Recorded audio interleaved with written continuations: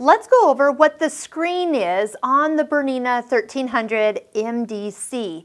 Now, there's lots of stitches that are going to show in here, and if you're not familiar with what their names are or what they are at all for pictures, there's a page in your manual that's got all the stitches shown as well as all the setup pieces and parts that are going to show on your screen.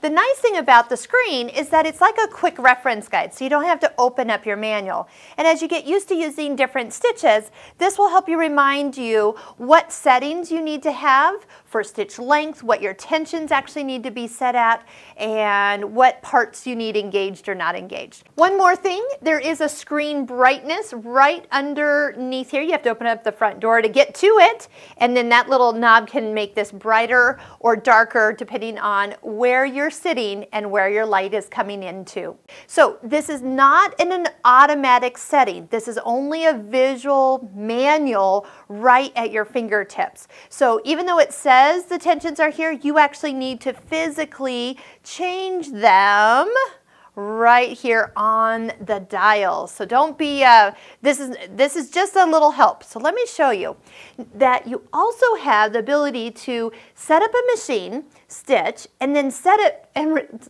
set little reminders of what setting you liked for that particular stitch. So first off, the stitches are numbered up here. So if you go up or down with either of these blue blue arrows, you'll go through stitch 2, 3, all the way around until you get to the last stitch, stitch number 24. So there's 24 different stitch combinations in this machine. Now after you pick a stitch and wait a couple seconds, it will flip to the settings for that particular stitch. So let's just go to stitch number 1. That is just your basic 4-thread overlock. And then let me show you what it's showing you. So in the top part here is which needles you'll be using. It's noting that we're just using the left and the right, so not the purple cover stitch needles that are the left, center, and right. So those will be indicated differently if we were in a cover stitch. So we don't thread anything in the purple settings. We need all the other colors threaded. So we need a yellow, a green, blue, and red, and those are the tensions it recommends. So all I need to do is set the tensions up here to 4 all the way across. Now the next line indicates, first off, if you need your knife fully up and out of the way, or if it needs to be engaged and down. So this one actually shows that it's down. The second little symbol here indicates your cutting width, so adjusting your width between 1 and 3. Of course, the machine doesn't know what fabric you're using, so that's why it's kind of general. This next one is the stitch finger for the rolled hem setting. Does it need to be pushed in or pulled out? So for this one, it's actually pushed in. And here, I'll even show you where that actually is. That's the little finger right down in this area here. So that gives you a little idea of what we're working with. Okay, the next one is actually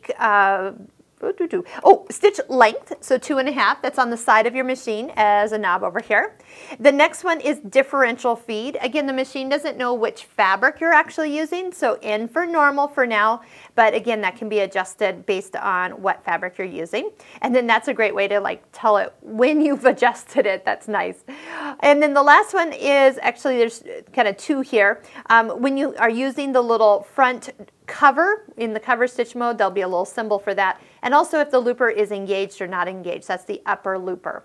Okay, so what if I wanted to, every time I stitch, I tend to I want to remind myself that one of these settings for tension, I do better if the setting is actually not 4, but it's actually a higher number. So I can push change, and then I get to another screen where I can say, I want that to be remind me to set that at 5, and then you push set.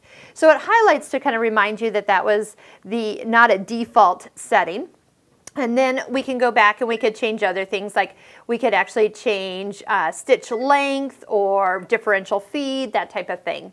So you can also go back and change, you might say go back to default settings. And if you go into the edit, okay, and set, and if we touch and hold edit, it kind of all goes back to the default settings, and then push change simultaneously.